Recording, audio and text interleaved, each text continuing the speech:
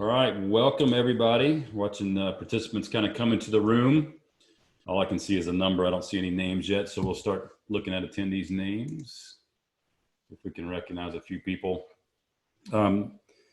This particular webinar, we're not going to do presentations. We're going to do a conversation piece, and I'm extremely excited.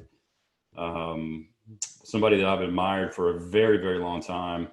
I consider a good friend and somebody that I can go to with questions, and somebody who has a deep knowledge of a lot of the stuff that we're going through today. We have Jack Stack with us today, and we'll let people kind of roll in and we'll kind of get started, Jack. But I really, really appreciate you spending some time with us today. And you've always been very cordial every time I've leaned on you for something. And I think your message is something that people really need to hear today. And I'm looking forward to doing this conversation style and kind of going back and forth, so we can kind of share insights. I'll give everybody. I think the world of you guys and your constituents and all your associates. So it's great to be here. Awesome. I'll give you just a quick intro for people that don't know Jack. Jack Stack is the president and CEO of SRG Holdings Corporation. Stack and SRG employees bought the company back in 1983. So he's going to tell a little bit of historical story there as well. Authors of multiple books. The one that most people have heard of is The Great Game of Business. Another really good book is A Stake in the Outcome. And then you've got a kind of a newer book, Change the Game. So we might talk about those just a little bit. And the thing that I found interesting in the pre-conversation with Jack was he said a couple things to me. He said, this is the 5th time I've done this. So he's been through, 4 other instances like this. So he has a thing called perspective that very few people do, both in growing the organizations and growing them through these kind of instances. And then he said, the upturn will be more difficult than the downturn, which I thought was very insightful, and we want to get him to talk about that today. So Jack, would you just kick it off with just tell us a little bit about your background and what you're doing today, and what's happening at the office there and how people are feeling. Just fill us in a little bit.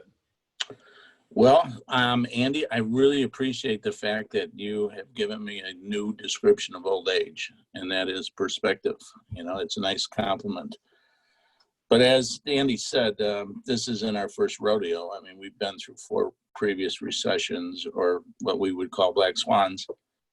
The first one was in 1983 when it was there was no access to capital because interest rates were at 22% and unemployment was at 12%. And it wasn't a matter if you got laid off, you got a job, you just didn't have any place of employment. And the employees got together and bought the facility in 1983, and we were highly leveraged at that time. Okay, we were we were able to get a $9 million loan, and the employees could only pull together $100,000. So it was an 89-to-1 debt to equity at 18%. It's unheard of at that time, and it was only done by divine intervention. Okay, so we then have 119 families we got to feed. We got $100,000 in the pot. That's it. Okay, and so we figured out that the only way we really could do it is that we would virtually have to meet almost every single day and figure out where every single dollar went. Okay, so we went to a cash position with a group of people that just knew how to make engines. That's what we do today. We make engines and tractors, and we'd make component parts for vehicles. We support agriculture. We support transportation. We support defense. And so today we're an essential business, and we've been doing this now for about 37 years. But on that first week of our business, we didn't know anything about income statements or balance sheets. I mean, we knew how to build stuff. We made stuff, okay? We never was trained to build a company. We worked for a Fortune 500 company, and they taught us state of the art. We taught quality, delivery. We talked about everything but the survival of the company, right? And then in order for us to survive the company, we had to go out and get the debt in order to be able to sustain itself. And then we had to learn what were the metrics in terms of creating a great company. We knew how to build an engine. Like I said, we knew the specs, but we didn't really know about a company. So we started with an income statement and we wrote everything out. And by God, we found out that almost every single line on an income statement was a person's name. Okay, we would literally go around the room And I even to this day, when you have crises like we go through, that morning call to everybody is so important, so vital. If you want to keep your organizations together, calm, drive panic out of it, is that you really need to have that central source of communication every single morning. Here today, 37 years later, during the crisis, we now have a phone call tapped into 58 people that all hear the same thing, the same procedures, the same problems. We then today take any kind of problem that they have. We meet with the executive staff at 2:30 to answer all the questions that came up at 9 o'clock. They have the same fresh questions because everything is so fluid. Everything is fluid.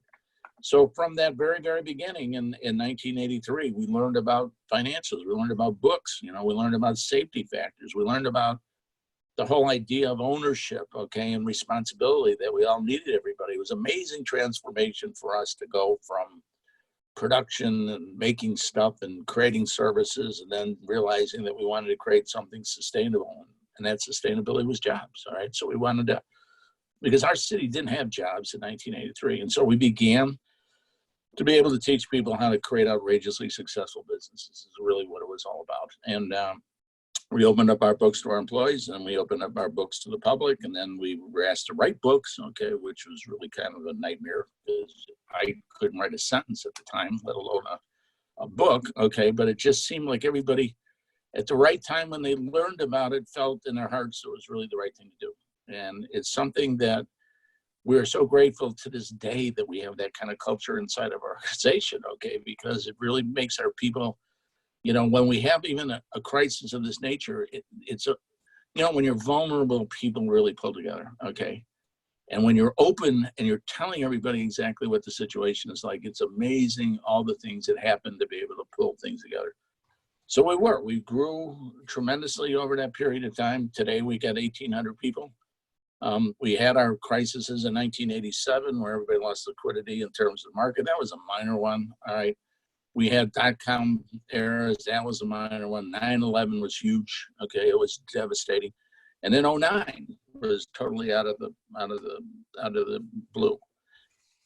As we went through each crisis, we learned something new every time we had a crisis. One of the second crises that we had is we realized that regardless of how well you plan, there's the black swan. There's something you haven't figured out. You can lay out a plan. You can go depth on your contingencies and trapdoors. Every time somebody would give us their plans, we would say, okay, if it doesn't work, what's going to happen? They thought we were crazy, okay? But we would have levels of planning, all from the standpoint is that we couldn't figure out where the shoe was going to drop. So our mindset was always basically centered around what was going to happen if something was catastrophic, what was going to happen that we can't even figure out. And so we were very fortunate from the standpoint is that we always planned on a recession. We always planned on a downturn, okay? 10 years ago in 2009, when all of a sudden the banks dried up and you couldn't get any money, we put together our next 10-year plan. Our next 10-year plan was to build a war chest, okay? Every day we would tell our people we're putting something aside to have in case there is something we haven't figured out. So here we are today, 10 years later, we got a black swan. We have the capital to do it. Now we've got to build a communication process similar to what we did in the previous four to get our troops through this particular period of time. And today you're in Springfield, Missouri. Yes, and Joe in Illinois. Yeah, we're in Illinois, Kentucky, and Missouri. All right, and then about how many team members are active in the? You got them all coming into work, and tell us a little bit about the operations today. Again, we're tremendously diversified because that's one of the things that you look at when you look at your business, all right? And this has been built up over a period of time. We were heavy in transportation. And then somebody said, well, what happens if we have a recession in the truck market? Then we got into automotive. And then from automotive, we got into agriculture, industrial construction, marine. So we have a diversification in terms of our product lines because markets are hit at different times, different areas. So we, at this particular point of time, out of the 1,800 people, we have everyone working at full capacity, all right, with the exception of our automotive division that's affected by what's happening at GM at this particular point in time. So we have gone at automotive to a 3-day work week, where the other 2 days, we then have a compensation program that's based on shared unemployment compensation from the state, as well as that new federal enactment where they're going to get $600 a week, all right, plus whatever we have in terms of partially compensating the state unemployment programs that we have today. So basically, out of 1,800 people, everyone's getting a paycheck. That's awesome. And how's the team? You mentioned earlier you were doing kind of a morning. We're talking about daily huddles, and our kind of language would be, 15 to 20 minutes every morning. Yeah. Kind of team together. Right. We're teaching companies now to do that twice a day. It sounds like you're doing that twice a day as well. Okay, here's how it works, and this is kind of like the playbook, right? Think about this thing in terms of 5 levels, right? The first level is that we have to put in a health and safety program that's different today than it's ever been done before.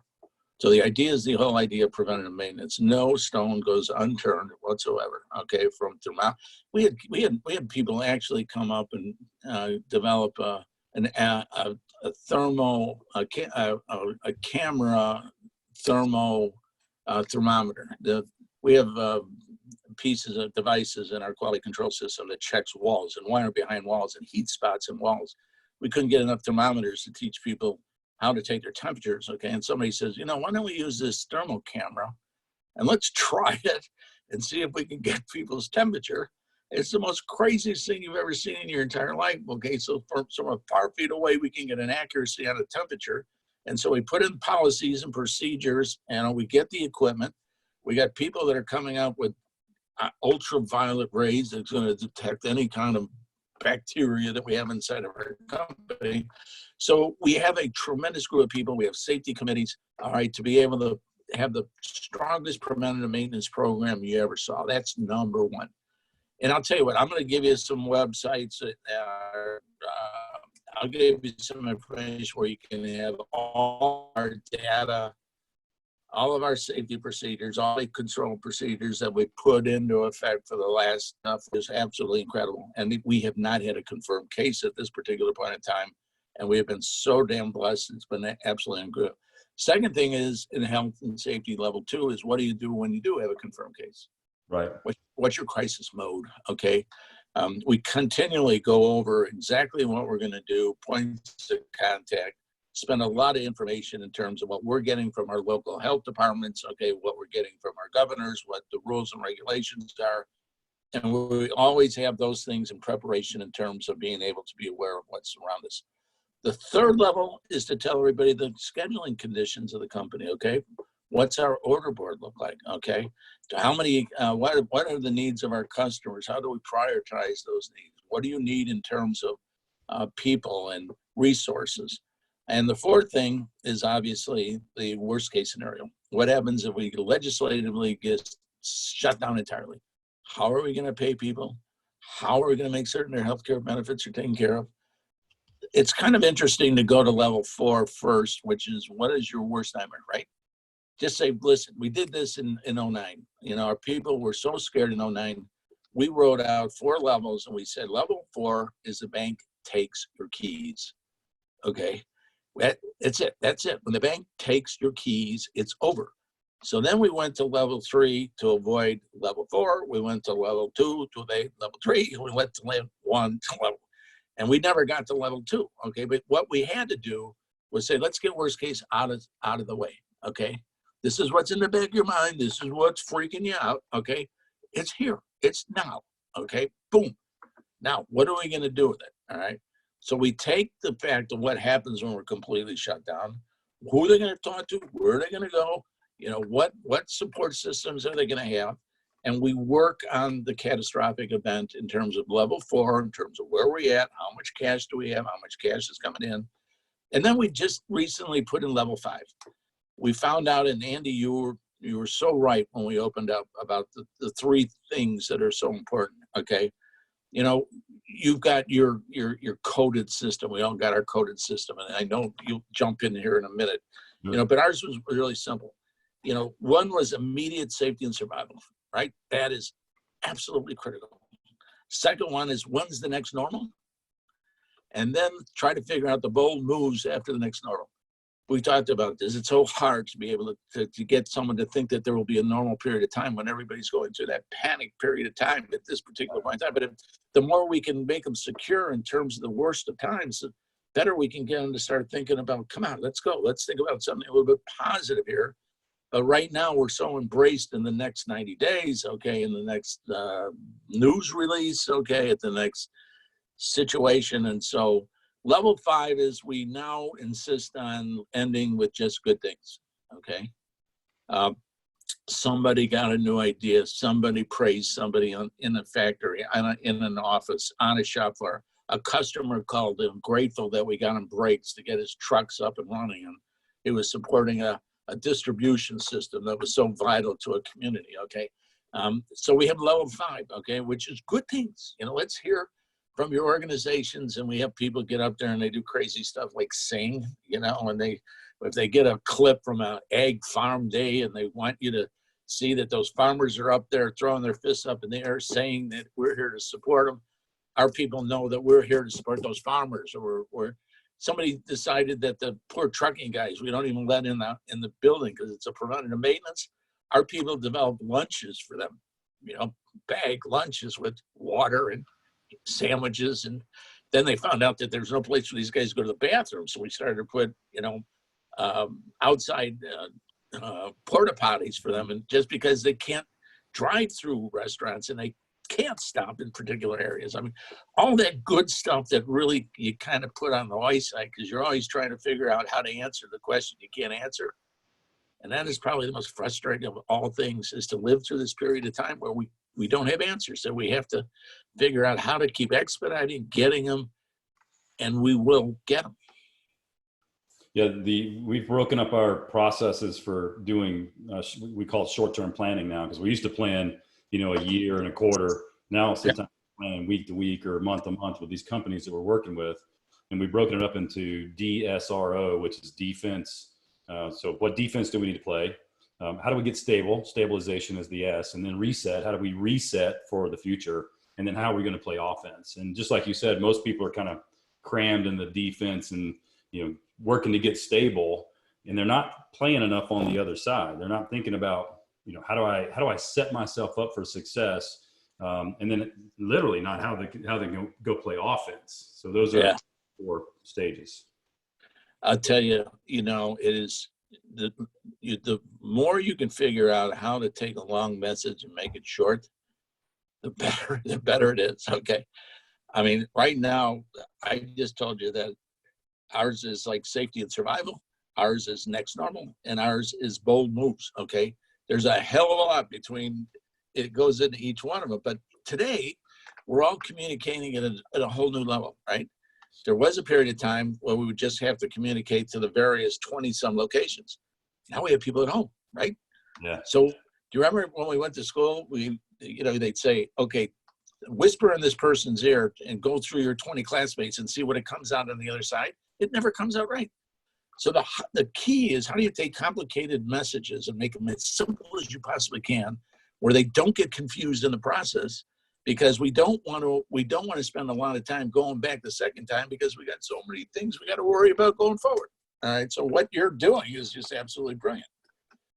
So I want to make sure people are asking questions. If you have a question that you want to ask Jack, and I collected some prior as well that I'll kind of bounce these things around. Just stick it in the Q&A box inside of the Zoom platform. And because that's what this is for, is to have a quick conversation. Jack, you mentioned to me, 4 times before, this is your 5th one. And then you said earlier, before we got on this call, you said, this is the worst one yet. Can you just give us a little perspective about what, this is the worst one, and how you feel about that? How do you see all that playing through, and how it kind of compares to things in the past? Well, the last one, 09, it was a shocker. I mean, I remember being at a big event, and in the middle of the event, I saw everybody looking at their cell phones. I couldn't figure out what was going on, and the market crashed right there at that particular moment. And this was a thought leadership program with the greatest thinkers sitting on stage. I mean, really big guys, okay? And there wasn't a soul listening to them because the European banking system shut down, okay? And it was going to that wave was about to hit. Okay. And during that particular point in time is that where were you going to get the money to survive? Okay. This particular is now, where are you going to be able to protect your people from this virus? And then when you're going to get the money in order to be able to survive. All right. So it just kind of, every one of these black swans had a tendency to compound itself. You know, I mean, '09 was different than '83, because '83 we at least had $100,000 and an $8.9 million loan. All right. But in '09, you couldn't even get the money you had in the bank to be able to make your salaries and your payroll. And then what you had to do is use at least your innovation, your creativity, in order to be able to get the juices flowing in terms of cash flow. This one is, you still got to know how to get the ideas in terms of generating the cash flow when you don't have any sales and you're shut down. But add to that is that, my God, you don't want the responsibility of hurting anybody, okay? And I mean physically. I mean through the virus. I mean, maybe you know, I wake up thinking I'm in the pendulum. Okay, am I really doing the wrong things by not just closing this darn thing up and shutting it down? But at the same time, I've been through the devastation. Okay, I've been through the tragedies. I've been through the poverties. Okay, I've been through this. This is my 5th black swan, and I know that in order to come out of this, okay, that you really got to be able to do 2 things at the same time. One is you got to be responsible for shaving the curve down. Okay, you know, they talk about we got to knock it down. We got to take it down. Well, the government's not going to take it down. We know we got to take it down. All right. But once we take the mountain down, okay, once we take the curve down, okay, then we still got to figure out how to come back up on the other side. So this is a really, really tough balance. This is an ethics. This is a moral. This is a financial. And I've never had all 3 of those at the same time. Okay, I've never had one of them individually. All right. I mean, when we bought the facility, we were 220 strong that could only afford 119 to come back. And we had to make the agonizing decision what 119 comes back, you know? I mean, I thought that was big. I thought '09 was big. All right. But my God, this is much, much bigger than the other 4. So Jack, you mentioned, and there's people on this call that are struggling with that exact. You mentioned, I feel like I'm in the pendulum. You know, I'm making choices every day. You know, am I putting somebody away? Am I not putting them in harm's way? Am I protecting the future? Am I protecting the present? How do you personally either make those decisions or at least deal with the decisions that you do make? Boy, I'll tell you, sometimes I don't make them until the 9 o'clock phone call. All right, I'll just be honest with you. It's that fluid, you know. I mean, we went out yesterday and we're trying to keep social distancing by continually increasing social distancing. Okay. I went to all the people on the shop floor saying, look, I want to run the, I would like you to, here's all I told them. I just want you to just study. Okay. Rotating. Okay. Put more distance, send more people home, rotate. Okay. Whereas instead of trying to work a 5-day, slow it down to a 5, slow it down to a 3, slow it down to a 2, see if we can. I said, would you give me your feedback in terms of whether or not you can do this? Because this is an emotional thing for many, many people. Okay, many leaders obviously think that if my people are out there, I need to be with them side by side, hoe by hoe. Okay, this is how I've been raised, and by God, if they're going to take risks, I'm going to take risks. That wasn't. I didn't realize we were stepping on somebody's toes by trying to keep somebody alive. I'm just saying, look, if you've got people there that, you know, you got a supervisor or a lead person, or do you really need the lead person? You need a supervisor. Can you distance this thing out? Can we keep spacing this thing out? And then we can do it. That simple, kind act of compassion, okay, went out as he wants to send everybody home. Okay. Oh, yeah. He wants to send everybody home. So now I got to get ready to go to the 9 o'clock meeting and say, that's not what we're trying to say. Okay. We're not trying to cut anybody's payroll. We're not kind of trying to cut anybody, you know, they're one-on-one. Hey, the only way I can get through this thing is to sit there and keep saying to ourselves, this is a self-responsible action that needs to be taken on everybody's part. Okay. If you're afraid to come to work, don't come to work. Okay. If you're doing all the right things at home, if you are safe, okay, if we are doing all the right things in terms of preventative maintenance, if we are absolutely trying to knock this thing down, if we have a fail-safe program, the minute we get one incident, one confirmed case, we have action plans. You've got to make those kind of judgments. All right. What's really interesting is all the young people that we've hired in the past 4 years, maybe now 30-40% of our organization never even understood what a crisis is. Doesn't understand how difficult it is to come back, okay? And it's a lot of people won't be able to come back. So it's that I don't have the solution to it.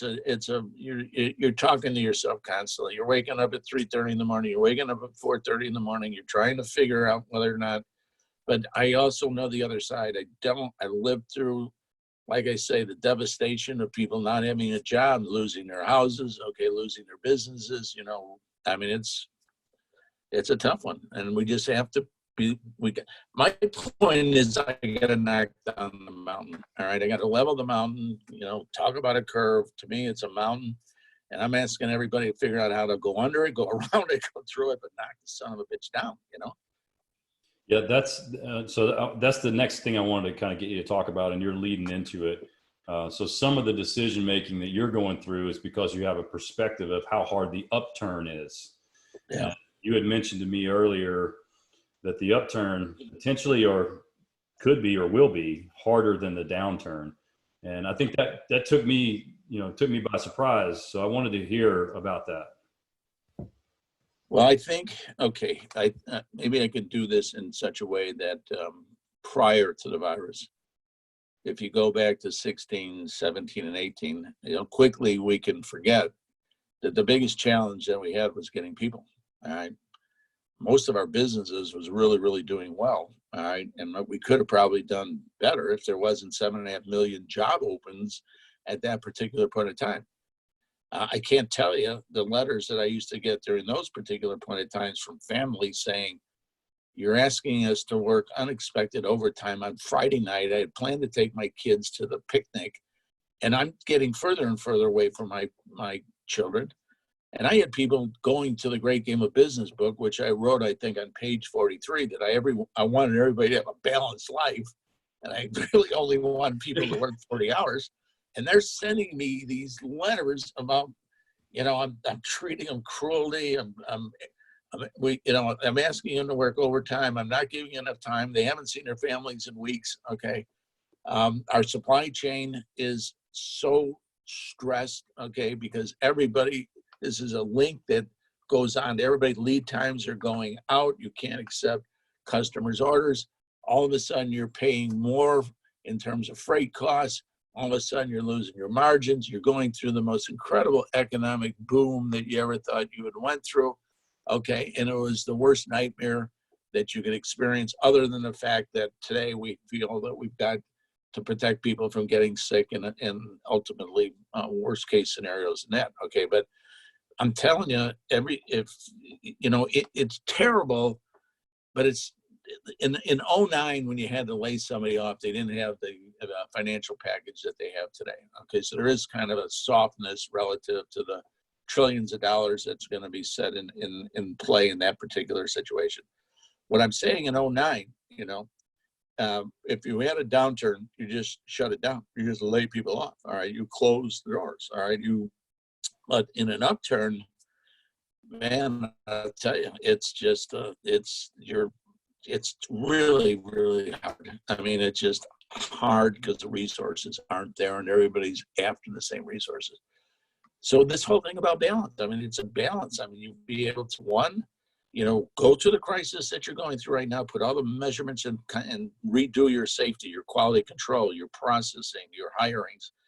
Don't do ridiculous expenditures. Put off capital. All right, you guys all know how to do those kind of things in a downturn.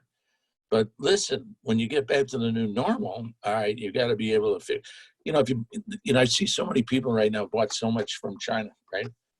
I mean, you got to think about even when you get up. I mean, who's going to get the goods out of China first? Is it going to be small businesses? Is it going to be our business, or is it going to be Walmart, or is it going to be Amazon, or is it going to be Costco? I mean, even getting these ships over here are going to be a nightmare. Okay, so we will experience significant shortages. You may find supply chains that didn't make it through the crisis. So you've got to be really tied into your customers. You got to be tied into your suppliers, making absolutely certain that you know what they're doing, communicating with them. So when you turn it back on, you know, they respect you through this crisis because you work so hard on both ends of the spectrum, not only for yourself, but for the customer as well as the supply chain. So let me keep you on this, because again, perspective is the thing that you have. That's your gift you're giving to everybody else. And I've got a couple of questions that are a little bit wrapped up in this, and I'm just going to ask it this way: how long does this last, and when do we begin to return? Okay, we're no masters at this, okay, but you know, we're data junkies, and I think all of us by nature in business are data junkies, whether we're getting it on the news at 5:30 in the morning, or we're reading about it in the papers, or we're listening. We listen to anything we possibly can to get an optimistic forecast, okay? But at the end of the day, when you process all that, regardless of whether you're buying information from economists or you're listening to CNBC, it comes down to gut, you know, and our gut right now says that we've got to figure out how to get through August. This has only been a pattern that we've experienced from previous recessions or previous downturns that we had, okay? We've been predicting something of this nature for 10 years. We've been planning on it for 10 years, believe it or not. We're so fortunate to have the bank in line to be able to handle us through a significant period of time. And so we thought, you know, when we didn't think it was going to be a pandemic, but we did think there was going to be a downturn, but we really thought the downturn was going to be a soft downturn. We didn't think it was going to be a bad one. And the reason we thought it was going to be a soft downturn is because we couldn't get people. The forecasts were, we would now go from 7.5 million open jobs to 10 million open jobs, okay? So retention was going to be a real limiting factor, and we felt that the constraint was not going to be demand, the constraint was going to be the whole element of the supply chain, okay? Could you get the people in order to be able to handle the hot growth, okay? Which I think then what happens when you do have a downturn of this nature, you then start not hiring anybody, you constrict it. And I think this morning it was like shocking how many people were on the unemployment numbers. I mean, I think it was 3 times greater than what they basically forecast, all right? But typically what we do then is we process the data. We think that this thing is somewhere going to be, they'll have some parameters on it by August, okay? We think that there'll be beginning to be an upturn in August. We're telling our people, if you want to start the new normal somewhere, start it in August, okay? Start in August. Let's look at it. Let's see what it looks like. Plan on it. Go forward with it. Test the new normal. We think that the turnaround will come. We believe what the Fed is saying, okay? We believe that there is a spike out there, okay? And then we do believe that the spike will occur in the fourth quarter. And to us, that's the worst time a spike can occur. You know why? Because we all work the least amount of hours in the fourth quarter, all right? We all have our vacation benefits, okay? We have Thanksgivings. We have everyone at this particular point in time. So there'll be limited, lesser work days during that particular point in time to crunch as much demand when the demand comes back.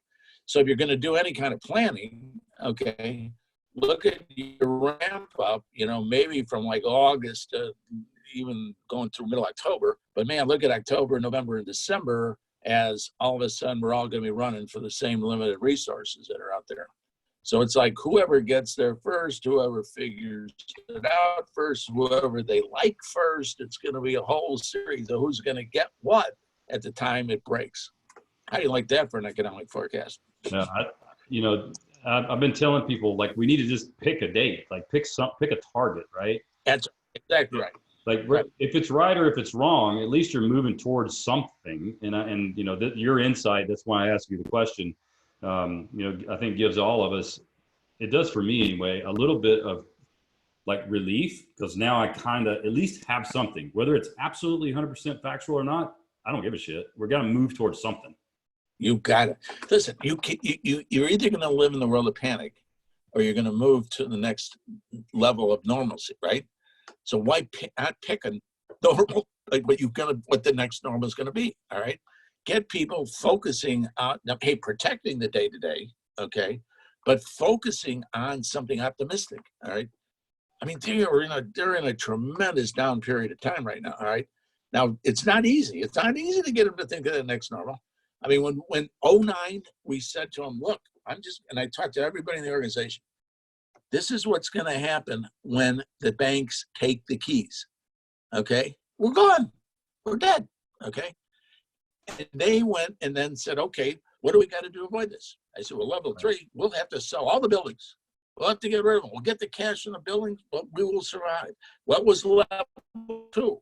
What was level 1? Now, I thought these were real optimistic levels. Little did I know the guys on the shop floor are saying DEFCON 1, DEFCON 2, DEFCON 3. I go, no, these are not DEFCON acts, okay? These are just planning periods, all right, to get through each level of the upturn, But the upturn has really got to be leadership, and it's got to be mindset, and it's got to be. It won't be a failure of imagination for damn sure. Just imagine it getting better. Pick the date, Andy. Pick the date. Just pick a date. Let's pick something. Let's pick a target and go get that done. So, getting ready for this time period. If we're talking about kind of defense and stability in through August, but working on reset so we can be ready to play offense after that. Probably need to be playing a little offense prior to that, so you get yourself set. What are the things that we need to be doing in the time period to be ready for the upturn? And specifically, you and I talked a little bit about training, and because a lot of companies have people, a lot of folks are going to get the, PPP. Yeah, no, you're so smart. I love what you're saying. Let me just stop you for a second. If you want to try to pick a new normal, I would tell you to review your third quarter of last year. Okay, don't necessarily use your fourth quarter. Okay, because believe me when I tell you this, fourth quarter was really the beginning of a downturn, even though you had a hot stock market. Okay, it was the beginning, and you talked to the majority of the people, they felt something in the fourth quarter. So use the third quarter as a possibility of the next normal. It's just, you need some point at a time, and you need something to really kind of look at and say, pick it apart, tear. You're frozen. Number out. The people will massage it. They'll make it better. Let them bitch and moan about it, but who cares? You'll get a good number at the end of the day, right? Now, the most important thing, and I think this is absolutely critical, and this is what we're trying to tell everybody, is people will not trade in an upturn, okay? They won't. So if you're going through this really, really rough period of time, in other words, we're going to be sending a portion of our workforce home for 2 days, and they're going to get compensation where they're not going to get hurt in terms of their paychecks, at least through July, because of the Fed and the state programs. This is the time to train, okay? This is the time to train. Whatever you can do in order to be able to train, to be able to take whatever period of time you want to do or define as the next normal, all right? You're not going to train when you're grabbing your ass with both hands. It doesn't happen that way, okay? But yet there are so many things we can learn right now, okay? I mean, there are so many things we want to learn right now. There's so many things we want our people to understand. I mean, so we're making absolutely certain that if somebody's working from home or somebody's going home on a short work week, if we're paying them, okay, either through our own treasury or using state funds or using federal funds, we want them to learn. We want to train them while they're here, while they're ready, what to expect. And most of what we do is we do a lot of business training, both of us together, I think.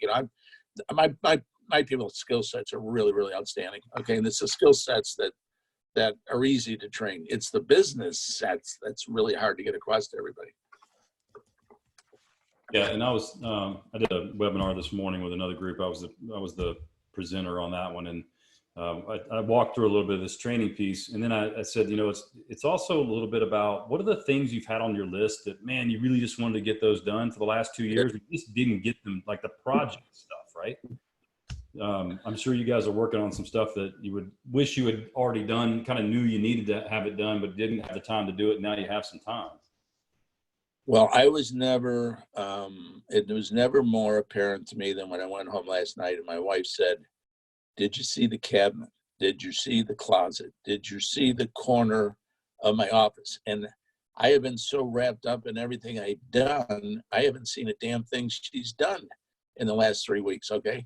So I got shot blasted right between the eyes. Okay. And that's exactly what you're talking about. All right. She's home. She's alone. She can't see the grandkids. She can't see the kids. She doesn't want to hurt anybody. And she's been doing everything she's wanted to get done for the past 15 years. Okay. And I swear to God, she gave me, this is true. She gave me this blue folder and said, this is your stuff. Clean it out. And I walked in there and there was something from 2002. Okay. This is 2002. You used to have your social security number on those things. Okay. So yes, I can't tell you more. They're just, all of us have got so many closets we want to clean out, you know? Yeah, we've been meaning to get to things, and I think what you're working on over the next few months also needs to align with what your reset and what your offensive play is going to be. I loved your comment earlier about diversification, and that was a big lesson that you learned. We're watching businesses now that are out of business. Some of the companies we coached are out of business because of lack of diversification. And I see countries today that have lack of diversification. We had a call last week where there was a country whose damn near entire food supply was one other country. Yeah. And now they're having to figure out ways to feed their people.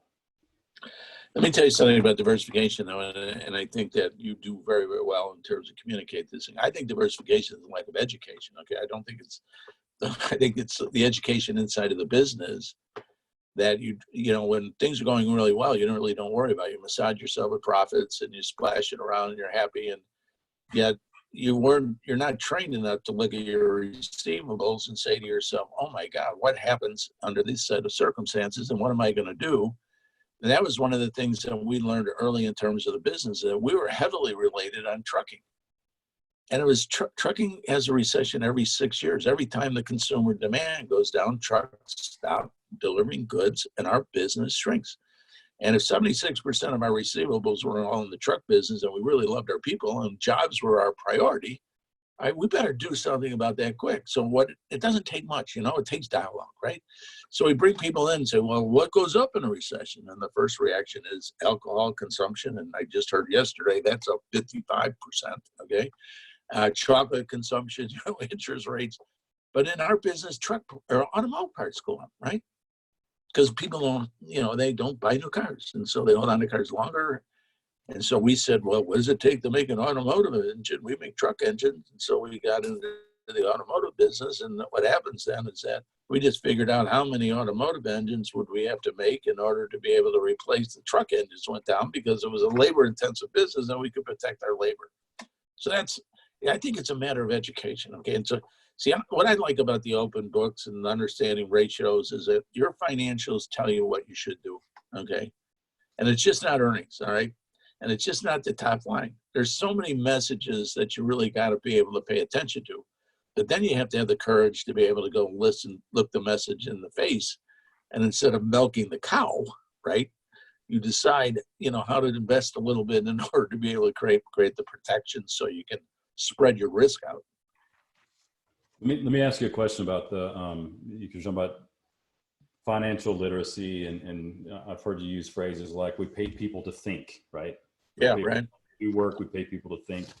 That's actually painted on the wall in our conference room, which I haven't seen in a few days now, but it's there.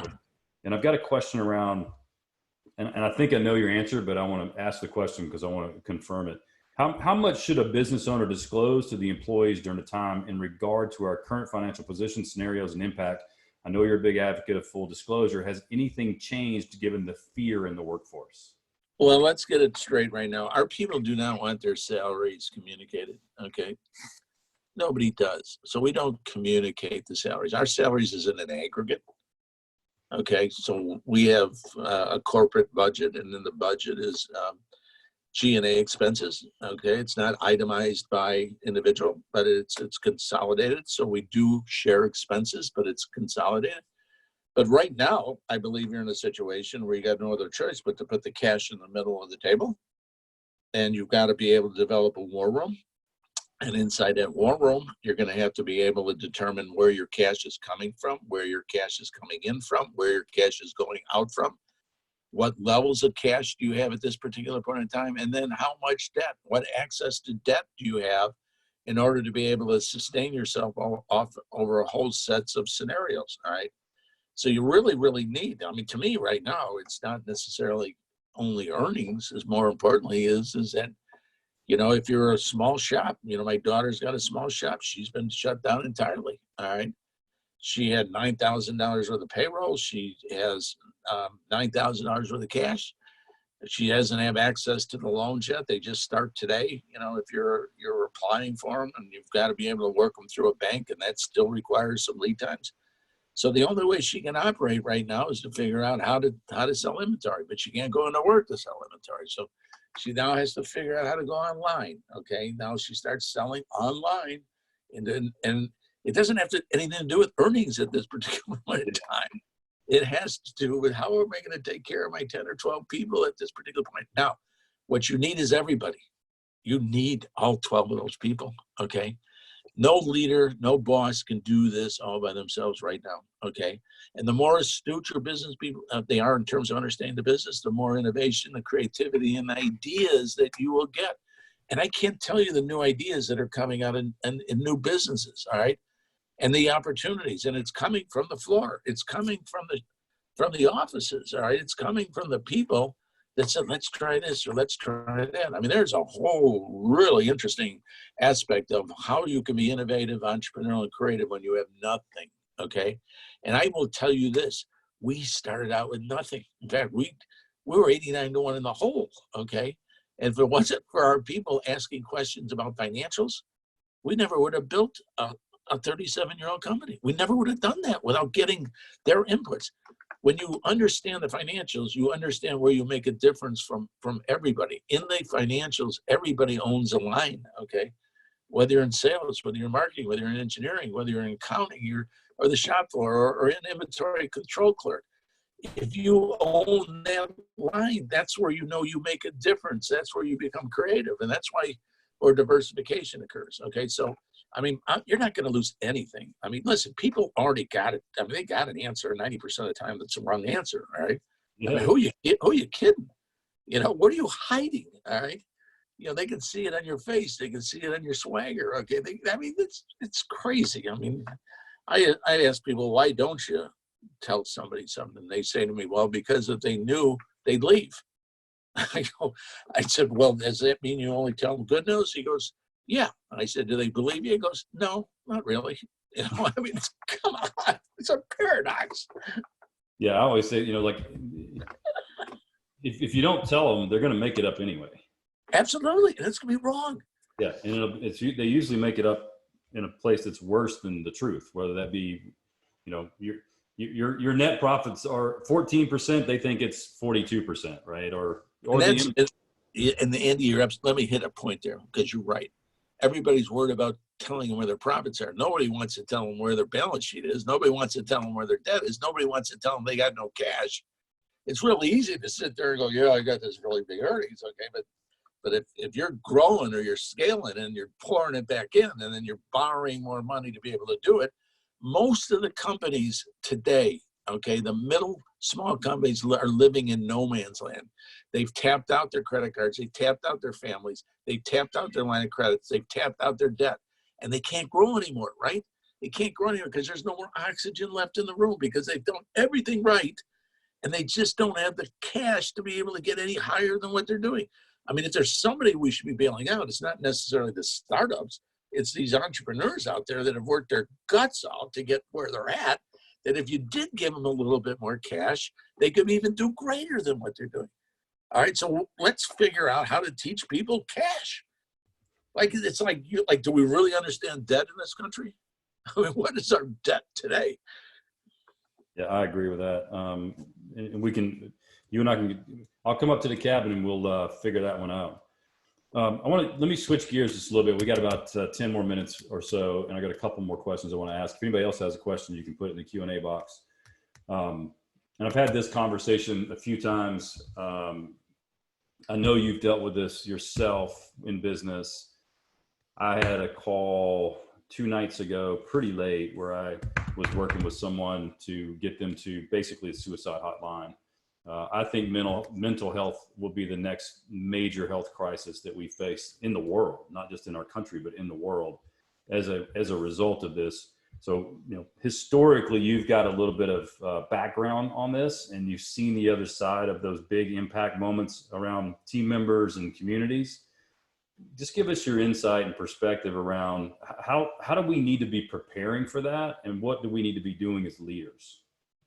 I'm going to tell you one thing right now is that we do have a EAP, employee assistance program here, where we have really smart people, psychologists, psychiatrists. We have where people have access. Okay, to we it's like Maslow said, we got to make people feel secure. Okay, that's the best we can do from a business perspective. To the best of our ability, we got to take as much fear out of the workforce as we possibly can. We got to have empathy, but at the same time, an abounded optimism, right? I mean, we got to be able to sit there and be very empathetic in terms of what the situations are, but also we've got to be optimistic, and that takes work on everybody's part. Okay, you just not just us or many of us that are maybe close to being totally stressed out. Okay, and in some cases suicidal. What we've got to be able to do is we got to be able to be, tell people there's a soft landing, tell people there's a broad side, get to the next normal. It's going to be okay. But you got to get people to talk to. I mean, you got to get them to, you got to be able to figure out how to recognize it. You got to, I went to some place in California that was really brilliant. It had all the thought leaders out there. And at the end of 3 days of the greatest thought leaders in the world, one guy got up and said, look, everything I've heard for 3 days, we haven't invented one damn thing since Frederick Taylor. Okay. And he said, Frederick Taylor's the most ruthless person in the world. He goes, when we get into a downturn, we're just going to go back to the same old way that we did business since the 1900s. We haven't changed a bit. And I thought, oh my God, this is terrible. Until one person, 92-year-old guy, got up and goes, oh no, there is one thing. He said, if you have this emotional intimacy with your people, okay, it is the strongest bond of leadership you could possibly have. That there are all these various levels of leadership, okay, but the most outstanding leadership a leader can have is to have this emotional intimacy where you really know your people, where you really understand your people, that you can communicate your people. Last year, Andy, we put 108 hours into our frontline supervisors, okay, just to become better supervisors so we could retain more people, all right? The same elements that you started in your organization to be able to increase the retention rate inside your companies are the same things you really need to be talking about now, even though you don't think you can make tomorrow, all right? So it's outside help, but it's inside stability, it's inside empathy, and it's inside optimism, okay? That's what you've got to continually work at. And you know what? You got to wake yourself up in the morning and look in the mirror, and you got to figure out, regardless of all the problems that you had, you got to help somebody get through what's going through now. And it's just not about yourself. It's about everybody that you come in contact with. Totally agree. And, we're going to be living in this world after this is over, and we need to be living, the right way to get there. And it's hard to do. It's difficult as a leader to do that. I appreciate your perspective. And we're getting pretty close to time. If you could leave the group with like one thought of like words of wisdom or bits of inspiration, what would you leave the group with based on where everyone is today? Okay, I want to have two things, and this is not commercializing. Okay, all the stuff we're writing on safety and security, okay, we're publishing for everybody to see. Okay, so we have really, really long preventive maintenance procedures when it comes down to everything from testing thermostats and everything from we've got degrees of separation. And so I'd like to give you just a couple places where people can go to get that kind of information. Yes, please. Yes. So Great Game, which is 2 words, same thing, .com/Jack. You can have all the information on what we're doing on a crisis survival kit that we apply to everybody in the organization.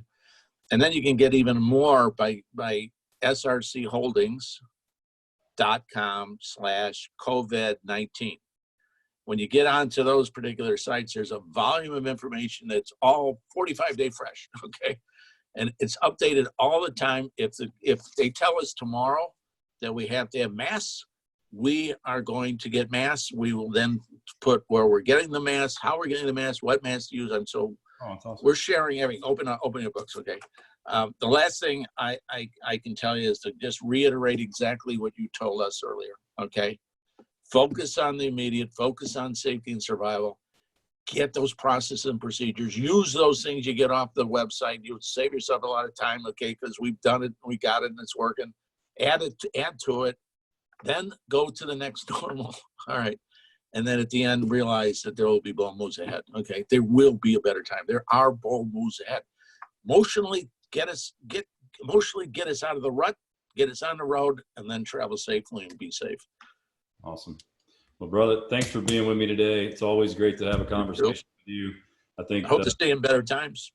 Yeah, no, we need to make sure we do that. That's one thing I've noticed is this kind of crisis that brought people together in a way that I hope we can learn from and continue to be like that in the future. I had a conversation yesterday with somebody I hadn't talked to in 2 years, and we just need to do a better job.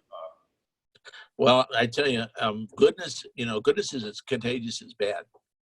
And then when you keep hearing about something good, it makes you think, well, maybe I should do something good, right? Yeah. It's like when you get out and you find a neighbor and they're shut in and you don't realize that no one's taking care of them. Someone tells you a story about somebody taking care of somebody else, you say, holy shit, I better take care of my neighbor. Same thing, brother. Well, we'll keep that going. For everybody listening, all of this will be recorded and it'll be posted on the website, petracoach.com. And it'll come out in an email to everybody that was on the call. So anybody can go back and view this. Jack, I know you got a few people on the line as well, so they can grab this recording and do whatever you guys want to. Probably okay. Social media too. We have access to your programs as well. Yeah, I'll send all of that. Everything's on the website. Yeah. And I'll send you directly a link and copy your team on it at the same time. And then about, I guess, early February, we pseudo-adopted this group. I met a lady in St. Louis, Missouri, and I was in a meeting and she had a little tag on her shirt and her business name was Tiny Superheroes. I was like, Robin, what the hell is Tiny Superheroes? And she told me this. She was an entrepreneur. She's an entrepreneur now. And what she does in business, Jack, is she creates these little superhero capes and packages them up and sends them to kids that are dealing with disability and disease. Oh. Yeah. Oh. And there's 50 other entrepreneurs in the room, and I'm looking at Robin and I say, you're doing the most important work in this entire room. What can I do to support you? So we took on a challenge to sponsor 2,500 of these capes. We're going to sponsor some capes in your name for being with us today. And we'll be doing that with all the other speakers as well. And we're in Missouri, so send us your mailing address. Yeah, I'll send you the information. Okay. I'll get you an email out tonight or tomorrow. Okay. Thank you, brother. Thanks, Andy. God bless. God bless. God bless. Thanks, my man. See you. Bye.